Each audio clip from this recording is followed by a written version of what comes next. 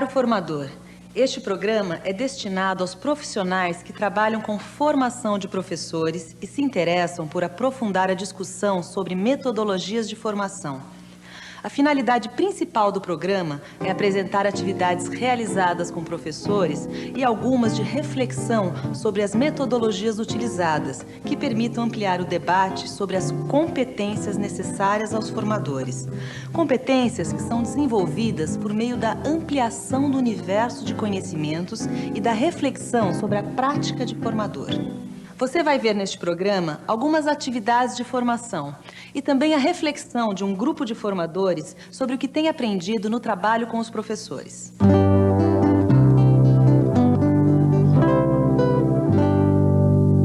Muitas vezes a gente acha que a gente consegue estabelecer vínculo com um grupo promovendo dinâmicas, de vivências, de grupo, e na verdade não é isso que propicia o estabelecimento de vínculo. Eu acho assim, a gente tem uma dimensão profissional, que a gente estamos lá como profissionais, então alguns vínculos precisam ser de legitimidade, né? Então ele precisa reconhecer em você uma legitimidade para você estar nessa situação de formação. E outra são vínculos pessoais mesmo, são pessoas que estão ali naquele momento estudando juntas e que a gente precisa ficar preocupado em que momento essas relações pessoais, tanto para mim que preciso conhecer o grupo e eles precisam me conhecer para que a gente consiga trabalhar e até dialogar e até ouvir, ter paciência para ouvir o outro, essas relações também são pessoais. Ao iniciar o trabalho de formação, é preciso criar condições para que se estabeleçam vínculos afetivos construtivos no grupo, permitindo a conquista dos objetivos propostos e que o trabalho transcorra da melhor forma possível. Contar a própria experiência profissional é um recurso importante nesse sentido, porque aproxima o formador dos professores. Eu queria compartilhar com vocês um pouco da minha história como professora, né? Eu fui professora da prefeitura durante 10 anos e muitas vezes eu me sentia sozinha na escola. Não porque eu não tivesse boas parceiras, boas coordenadoras, boas professoras, mas eu sentia que eu não tinha com quem discutir algumas vezes as questões que apareciam no meu dia a dia, que eu não dava conta. E mesmo às vezes a gente, até tendo parceiros, a gente andava muito em torno do que a gente sabia. E foi nesse momento que assim, que eu resolvi procurar uma ajuda e fazer um grupo de formação e participar de grupos de estudo, que era uma necessidade do trabalho, porque a gente avançava com as crianças até um ponto, mas olhava e falava assim, eu estou insatisfeita, ainda não é como eu gostaria, não consigo produzir o que a gente consegue, o que a gente gostaria. E eu queria compartilhar com vocês, porque em geral a gente gosta de contar muito dos acertos da gente, né? De como a gente é bom, bacana, como a gente acerta. Eu queria compartilhar um pouco nessa minha história também os meus erros, né? Como professora. Porque a gente como professora, a gente tem uma formação que é uma formação... Posso falar da minha, é uma formação que foi precária, no sentido de me ajudar a pensar o que fazer, como ensinar as crianças, principalmente no que diz respeito à alfabetização. O relacionamento entre o formador e o grupo é construído pessoal e profissionalmente. E essa construção se dá mais fácil ou mais consistente quando a gente vê o professor como ser humano, né? Também ele vê, como você falou, da sua vida pessoal, mas ele também expõe sua vida pessoal, seus dramas, sua angústia, sua esperança, seus sonhos. A questão da valorização do trabalho do outro cai um pouco nessa coisa de a gente acreditar que o outro pode aprender comigo como eu posso aprender com o outro. Isso você propicia nessa relação de vínculo, quando você já entra com essa ideia de que você vai poder aprender como o outro também vai poder aprender na troca. Num grupo, é importante que formador e professores se sintam parceiros e que cada um perceba que a sua participação no trabalho faz diferença. O formador tem um papel fundamental para a criação de um ambiente favorável à interação de todos. Alguém quer falar alguma coisa? Quero fazer um agradecimento de público, porque assim, na última aula eu faltei e recebi uma carta da Rosa e da Rosângela. Eu gostaria de ler para vocês, porque eu fiquei muito emocionada quando eu recebi essa carta, pela preocupação que elas tiveram de um elemento estar faltando aqui do grupo, elas estarem me escrevendo essa carta, e aí assim eu gostaria de estar lendo para vocês. Helena, sentimos sua falta, Tenho certeza que você não desistiu, afinal tem feito descobertas muito interessantes. Quando existe espaço para que cada um possa dizer o que pensa, o que concorda e o que não sabe, e você tem feito isso.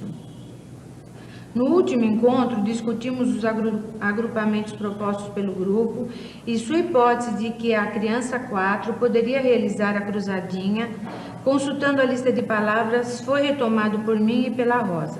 Você tem razão. É possível que uma criança que ainda não lê convencionalmente descubra as palavras que estão na lista usando várias estratégias de leitura. Isso implica em tratar as crianças desde o primeiro dia de aula como leitores, pois é lendo antes de poder fazê-lo convencionalmente que as crianças aprenderão a ler e mais que decifrar letras e sons. Um dos temas recorrentes nas discussões sobre a formação de professores é a resistência diante das inovações propostas à prática pedagógica, o que geralmente representa uma dificuldade para o formador. Mas a resistência é natural em circunstâncias como essa. Existem diferentes tipos de resistência que o formador precisa identificar. Mas muitas vezes são construídas internamente com o nosso trabalho que a gente faz no grupo. Mas outras vezes ele precisa perceber que são questões externas. Existem contextos políticos que os professores estão vivendo que criam um clima de resistência no trabalho que a gente está fazendo. A questão é que o formador precisa ter uma sensibilidade para poder avaliar quando são questões que foram criadas por ele dentro do próprio grupo ou se são questões externas, né? E ele precisa depois negociar isso com o próprio grupo para saber como vai continuar o trabalho para a resistência não ficar emperrando. Eu acho que essas questões externas estão muito relacionadas ao tipo de formação que ele já vivenciou, que era uma formação que ele tinha que anular todos os conhecimentos que ele tinha e aderir a uma nova forma de trabalhar, né? E muitas vezes eles vêm com esse tipo de que nunca o que ele sabe é válido e que, portanto, sempre tem que se aprender coisas novas e mudar o que se sabe. Quer dizer, nunca ele se vê como construtor de conhecimento didático, né? Isso, sempre tem que... Isso se torna um ruído, porque ele vai com essa ideia de que o que ele espera é que alguém entregue modelos, que entregue coisas prontas, e ele fica com isso, tá? E cria uma resistência de se inserir numa outra discussão, num outro modelo de formação, se não está estabelecido que tipo de trabalho que a gente vai desenvolver, e muitas como vezes é que ele vai se ser esse novo trabalho. Mas aí ele se incomoda com o fato de você muitas vezes problematizar a própria prática dele, porque não é isso que ele espera, ele tem uma outra expectativa, que é uma expectativa de um outro tipo de outro modelo de formação. O outro modelo de formação também pode ser a favor do formador que tem essa disponibilidade de ouvir, de trazer. Por quê?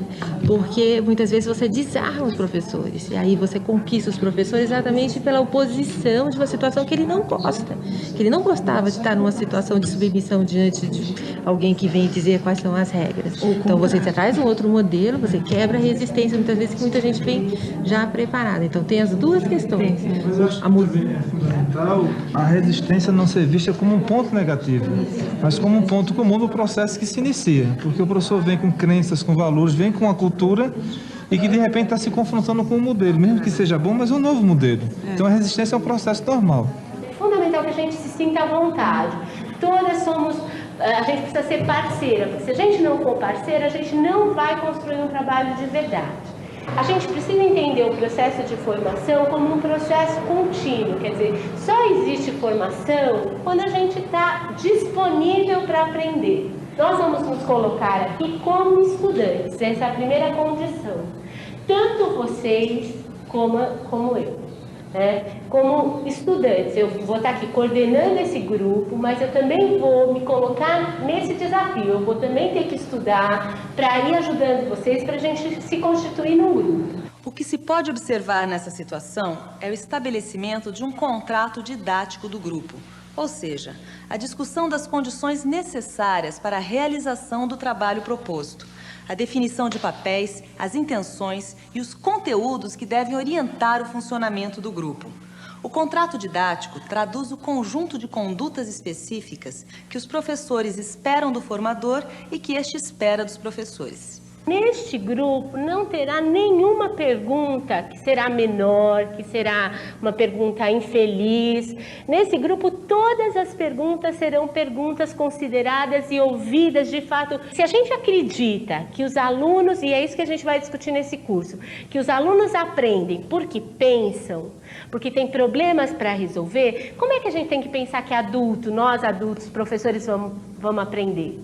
Do mesmo jeito, quer dizer, tendo problema para resolver. A gente vai ter que se expor, tanto vocês quanto eu. Porque se todo mundo aqui quisesse ficar se defendendo, não vou falar isso porque ela vai pensar aquilo, não vou fazer assim porque ela vai... Nós não vamos aprender. Porque para aprender, precisa ter vozes discordantes, precisa ter questões divergentes, eu preciso ouvir o outro, eu preciso pensar sobre o que o outro me diz. E agora eu queria que vocês falassem um pouco, e eu queria que vocês falassem se vocês concordam com essas condições.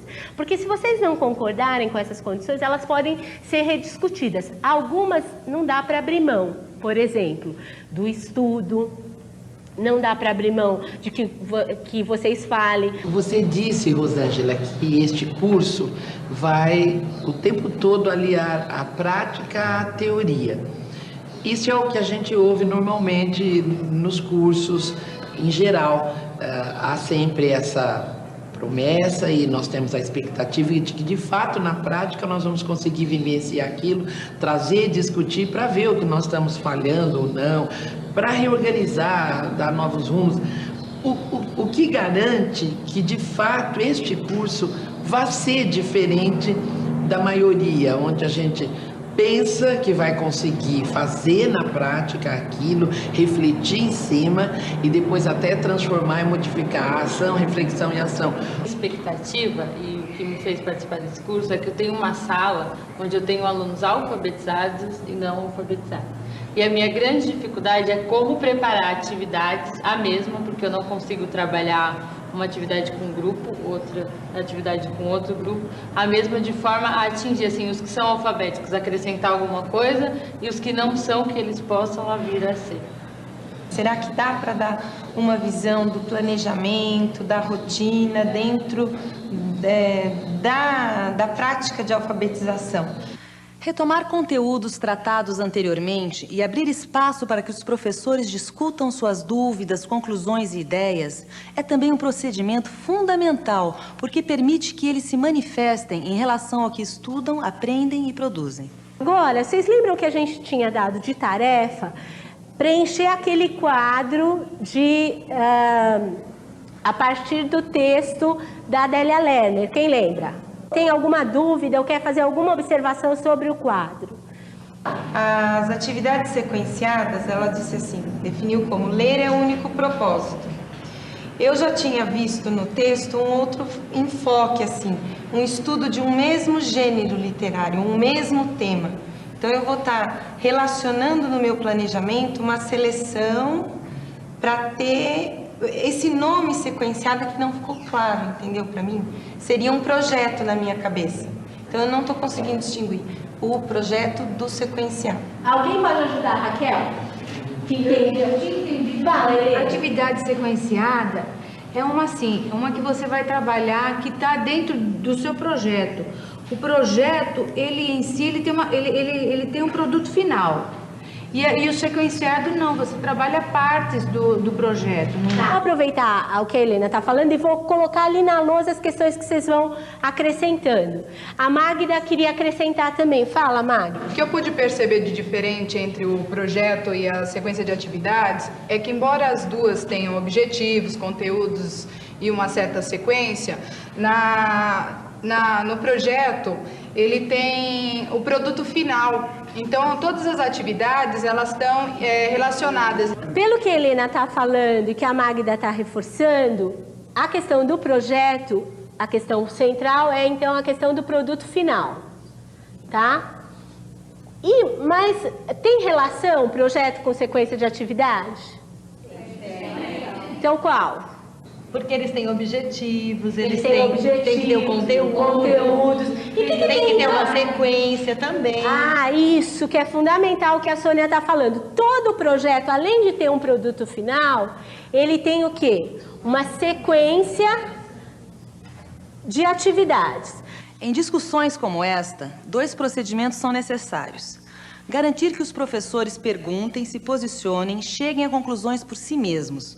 E organizar as informações trabalhadas por meio de sínteses.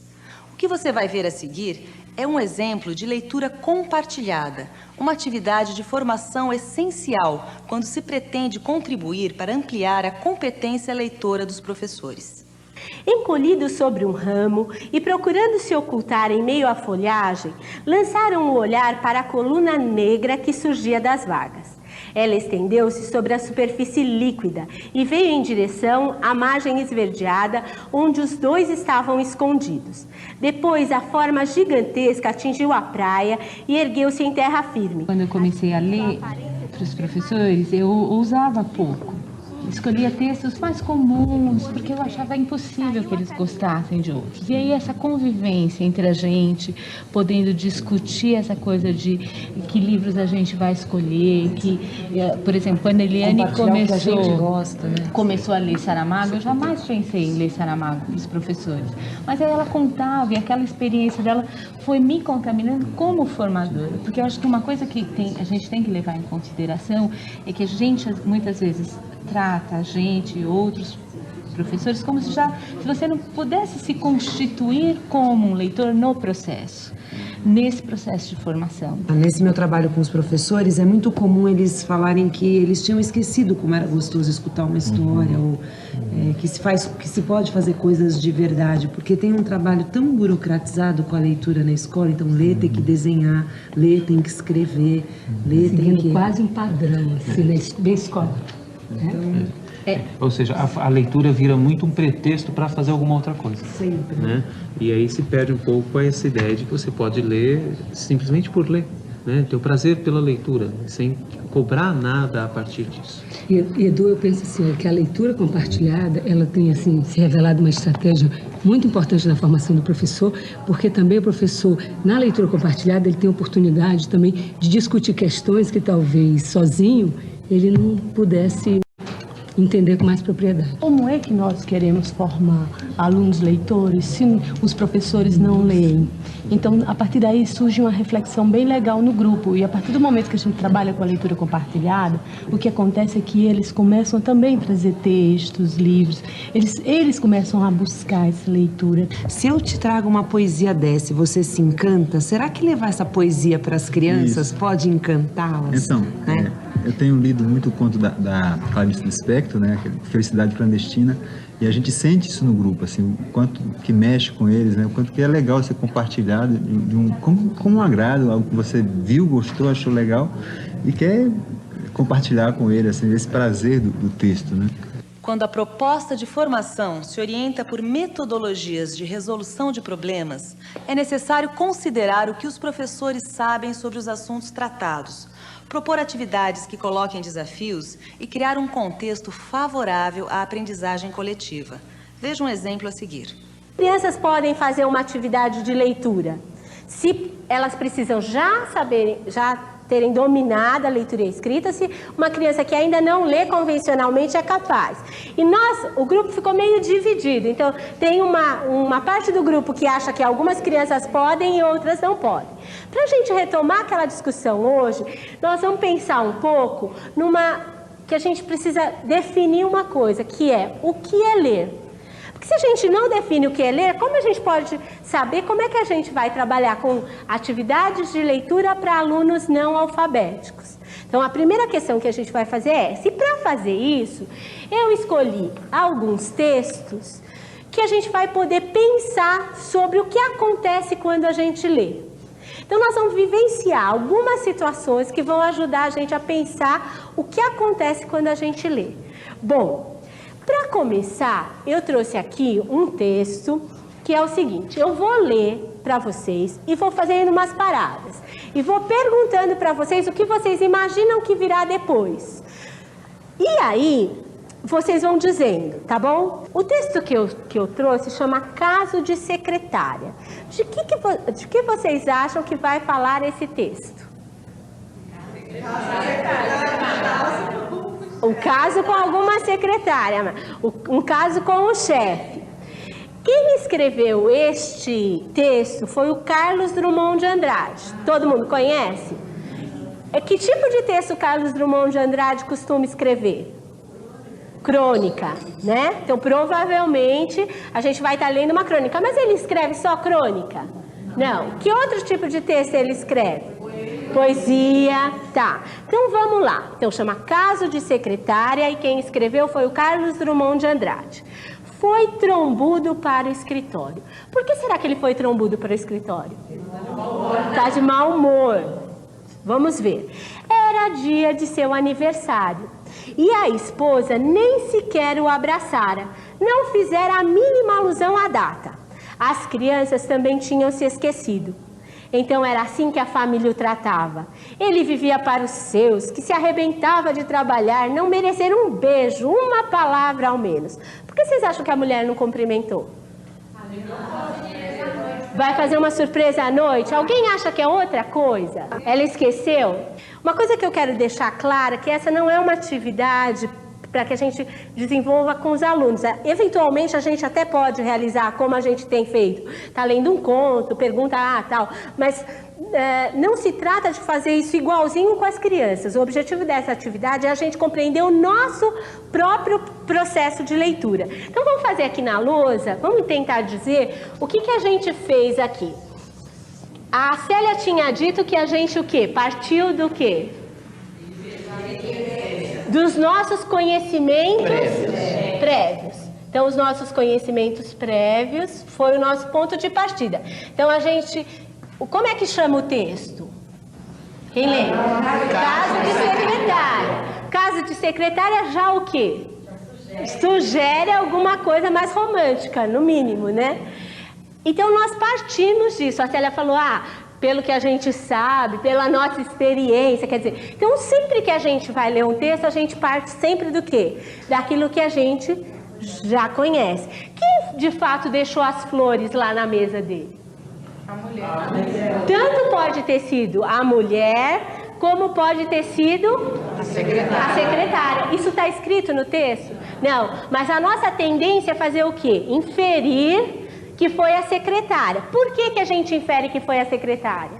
Porque na capa dele não tinha nada, assim, não parecia que... Parecia que ninguém tinha lembrado de nada. Bom, ninguém lembrou do aniversário. Quando ele chega lá, tá a secretária toda sorrisos e a mesa cheia de flores. Então ele pensou, com certeza foi ela que... Aí a gente também pensou, né? Lógico, porque o leitor, o autor, esse tipo de texto é o quê? Uma crônica. Então ele leva a gente a acreditar que algumas coisas vão acontecendo e a gente vai o quê depois? Então a gente vai fazendo algumas inferências. E depois dessas inferências, a gente fez o que também? Antecipamos alguns acontecimentos. Antecipações. Que mais? O título do texto, o autor ajudou a gente a fazer essas inferências e essas antecipações. E também o nosso conhecimento prévio. Tá? Então, nós partimos daqui. E aí, tem uma outra coisa. A gente foi inferindo e fazendo antecipações, e aí a gente foi vendo o quê? Se elas se comprovavam. Se elas se confirmavam, se comprovavam ou não. Como chama isso? Checagem. Então, a gente foi checando, verificando, né? Nesse caso, a checagem estava só no significado. A Helena, no começo, estava achando que ele era um bom moço, tal. Depois você foi mudando, né, Helena? Mas aí você foi nesse processo, antecipando, inferindo e checando, tá? Então, checagem ou verificação, tá? Então, a gente foi verificando aqui, nesse caso, o sentido, tá? Do texto. Agora eu vou entregar um texto para vocês, vocês vão ler esse texto e vocês vão dar um título para ele, individualmente, tá? Vocês não vão se comunicar agora, vocês vão ler o texto e dar um título para o texto. Aí vocês vão me dizendo os títulos e eu vou registrando ali na lousa, tá bom?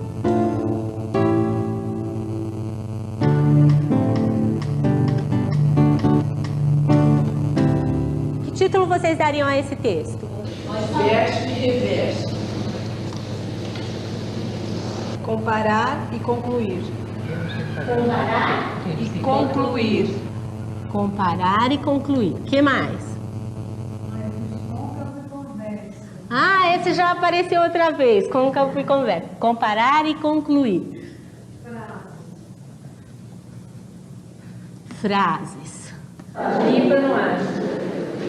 Hã? Pipas no ar. Conselho amigo. Conselho amigo.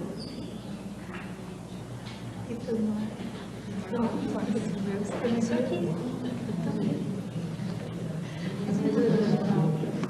De que vocês acham que trata esse texto? Você fala daqui a pouco. De que vocês acham que trata esse texto? De contradições.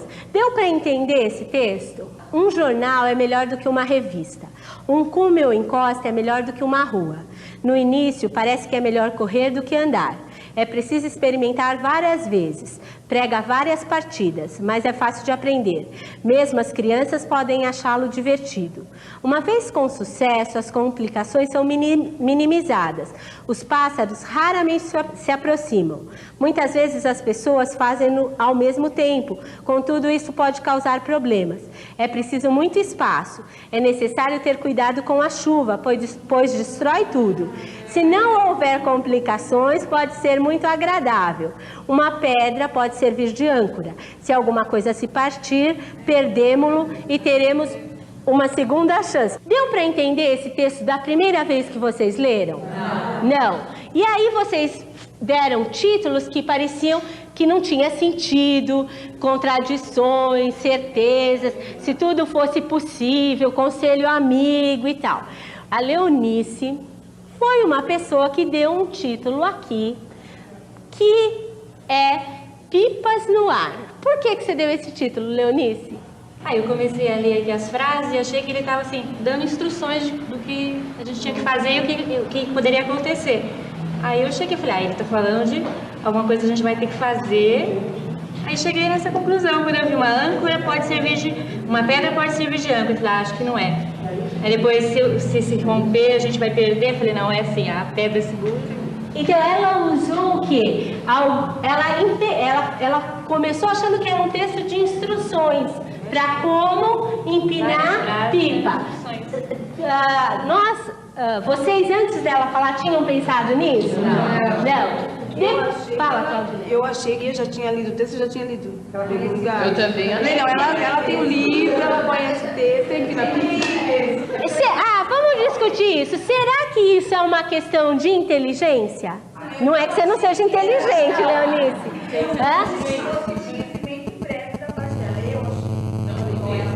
Sobre o texto.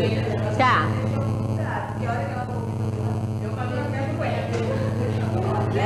Da onde ela tirou isso? Você achou super normal contradições, mas pipas no ar não combina, né? Eu, por exemplo, tive uma preocupação de dar um título. Então, muitas pessoas acho que pensaram nisso. Bom, vou ler, vou dar um título. E ela, acho que ela teve atenção em outros pontos, né? Em outras pistas que o texto dava. O que ela usou de conhecimento para ajudá-la a compreender esse texto? Tipo de texto, de do instrução. Gênero, muito legal, isso mesmo. Você usou, você não pensou assim, vou recuperar na minha memória o que é um texto instrucional. Você não fez isso, mas você usou esse conhecimento para descobrir o que dizia o texto. Então, vamos deixar isso aqui. Quer dizer, aqui tem a questão do conhecimento prévio, eu vou pôr aqui nesse conhecimento prévio o conhecimento sobre o gênero.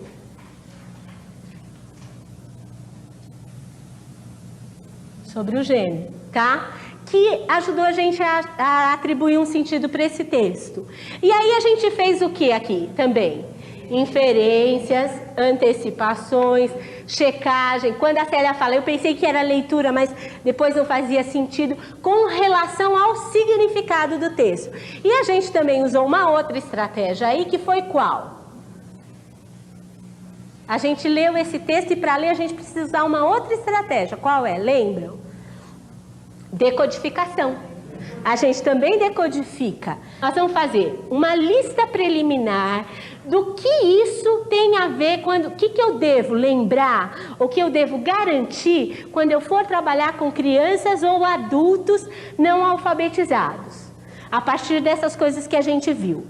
E aí nós vamos ter uma pausa, nós vamos assistir um vídeo que vai tratar dessas questões e depois nós vamos retomar coletivamente essas implicações para a gente fazer uma implicação que é do nosso grupo. Então, esse grupo, toda vez que for planejar situações de leitura para alunos que não estão alfabetizados, vai ter que cuidar dessas questões. Então, vamos tentar levantar uma coletivamente para depois ficar mais fácil para cada uma pensar. Então, pensando nas questões que a gente levantou, o que a gente tem que ter como critério ou garantir a hora que a gente vai trabalhar com atividades de leitura para crianças não alfabéticas? Que a atividade seja de conhecimento dele, assim, que ele conheça a atividade. No caso, a gente conseguiu demonstrar porque a gente conhece a estrutura de uma receita. Então, esse menino tem que ter tido o quê? contato com esse texto. Isso, então é fundamental que ele tenha contato frequente com os diferentes gêneros. Então, essa é uma implicação. Contato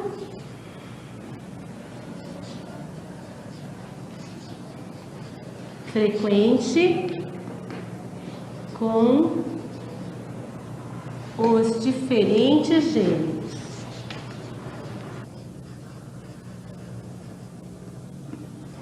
Tá? Vocês fizeram no caderno uma lista de implicações pedagógicas. Essa lista a gente não vai retomar agora. Nós vamos acrescentar a essa lista o que a gente vai ver agora no vídeo. Esse vídeo vai tratar das questões relacionadas às estratégias de leitura. Então, quais são as situações em que a gente pode propor aos alunos para que eles, a partir do uso, desenvolvam essas estratégias. Então, é importante deixar claro que não se trata de ensinar as estratégias de leitura para os alunos. Porque como que a gente aprende... Lembra que a gente já discutiu como é que a gente aprende a nadar? Nadando. Como é que a gente vai aprender a ler? Lendo. Então, é essa que é a questão. Não se trata de... então vamos dar aula de estratégias de leitura. Não é isso. Nós vamos criar situações onde as crianças tenham que pôr em uso essas estratégias. Ato de ler. Decodificação, antecipação, inferência, seleção e verificação. Vamos ver agora algumas atividades que ajudam a entender como é que os alunos coordenam essas estratégias.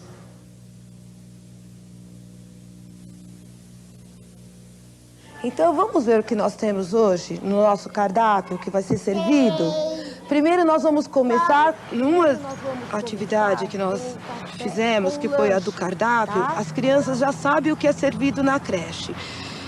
O que é o lanche da manhã, o que é servido no almoço, o que é servido de sobremesa, lanche da tarde e o jantar. E por isso possibilita, a gente coloca como um desafio que eles possam estar vindo descobrir o que vai ser servido no dia, e essa foi uma das atividades propostas para as crianças como desafio de leitura nesse dia. Agora eu vou pedir para o Gabriel e para a Caroline me ajudar a descobrir o que vai ser servido hoje de almoço, tá bom? Então vamos lá, pessoal? Vai, Carol. O que a gente come de almoço? O que serve de almoço? Arroz, feijão. Arroz e feijão, certo. E o que mais costuma ser servido?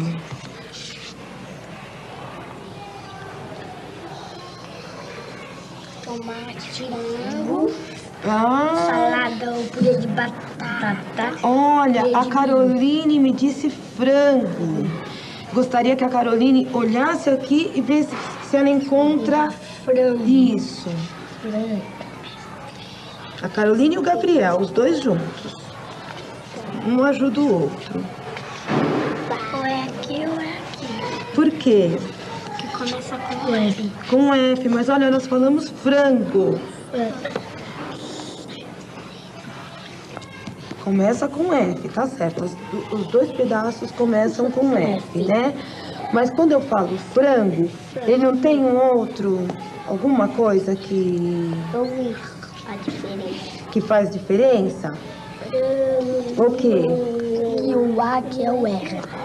Ah, que o A e o E.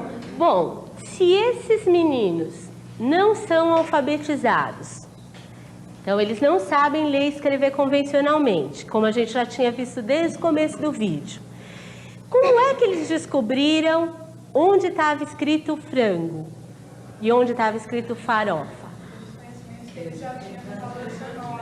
Tá, mas frango e farofa, o que tinha lá? Começa do mesmo jeito. Mas aí, Magda, eles foram refletindo a respeito sobre o final da palavra, como ela termina. Isso a gente pode considerar que isso é ler? É ler convencionalmente? Não, mas é ler. Por que eles estão lendo?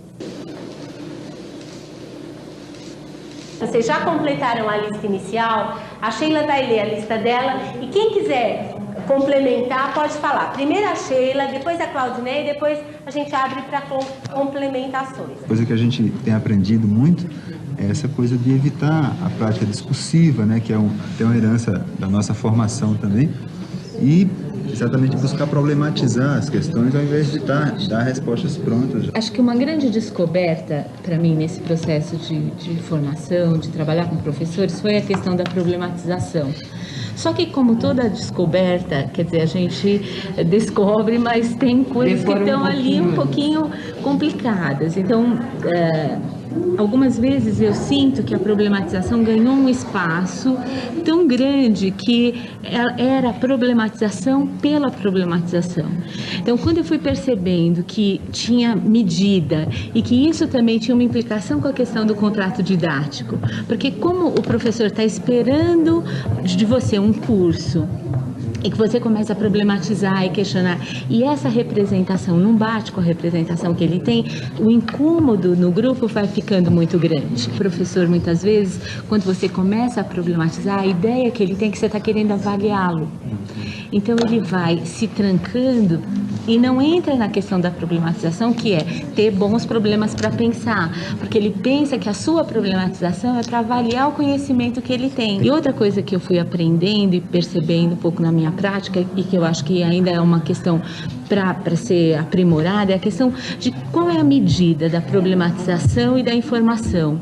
Então, quando a gente, por exemplo, quando eu tive a oportunidade de ter alguém me observando, que eu acho que é um grande ganho também para a gente que é formador, e que o formador, alguém me disse assim, não, tudo bem, mas aquele momento você podia ter dado uma informação que estava no limite. O formador precisa também começar a sistematizar suas ideias, a planejar a intervenção que ele vai fazer. Isso dá um super trabalho, porque ele tem que conhecer as demandas dos professores.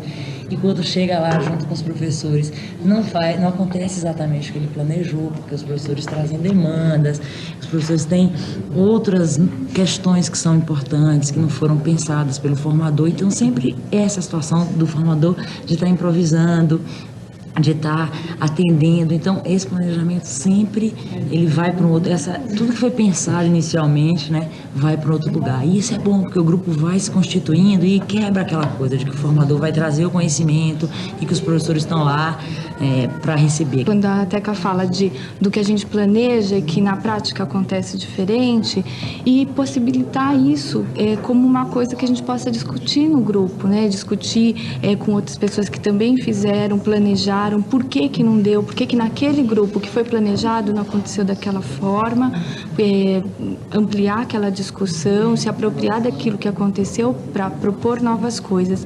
E esse trabalho coletivo permite isso, essa discussão e essa reflexão e essa tomada de consciência do que aconteceu para ampliar, para ver quais possibilidades da gente estudar outras coisas, reorganizar, aprimorar o trabalho que a gente tem feito. Então, além dessa possibilidade de compartilhar a própria formação, esse trabalho anterior e posterior também acho que é importante, coletivo. Eu lembro do meu processo de formação como professora, que eu acabei descobrindo assim, que eu gostava muito de ler livros, com os livros infantis no primeiro momento, e que depois, conversando com outros professores e com os coordenadores que eu tinha na escola, né, e que traziam para mim essa questão da leitura e que me traziam notícias de jornal até, né, é que eu fui tendo um contato maior, né, com uma diversidade textual, e que hoje isso faz parte da minha vida e que eu posso levar também isso, né, para os professores, no meu trabalho de formação, mas que foi essencial que isso fosse construído primeiro comigo, né, em mim. Acho que o que é fundamental a gente considerar na nossa competência de formador, eu acho que é a questão da experiência da gente enquanto professor. E acho assim, se a gente enquanto formador não tiver essa experiência como professor, acho que o contato com outros professores, a troca, acompanhar alguns trabalhos, acho que ajuda bastante, né? A outra coisa que eu acho que vocês falaram, que eu acho que é bacana, é a coisa assim do estudar, né? Quer dizer, mas não é aquele estudar solitário, é aquele estudar que você pode ler até sozinho, mas vai lá no grupo, discute, compartilha. Quer dizer, essa ideia do coletivo parece que é fundamental no nosso trabalho de formação, né? A outra coisa que também foi falada pela Miriam é a questão da gente ampliar o nosso universo cultural, né? Quer dizer, hoje um formador, nós precisamos estar lendo muito, participando de eventos culturais, visitando museus, quer dizer, indo a bibliotecas, indo ao cinema, quer dizer, não basta só a gente saber bem aquilo do trabalho específico de educação, né? Temos que ampliar esse universo cultural. Como vimos, a construção da competência profissional do formador é um processo que requer muito investimento, tanto pessoal como institucional. Se pretendemos garantir o direito dos alunos a aprendizagens de qualidade, é preciso garantir uma formação adequada aos professores e, consequentemente, a seus formadores.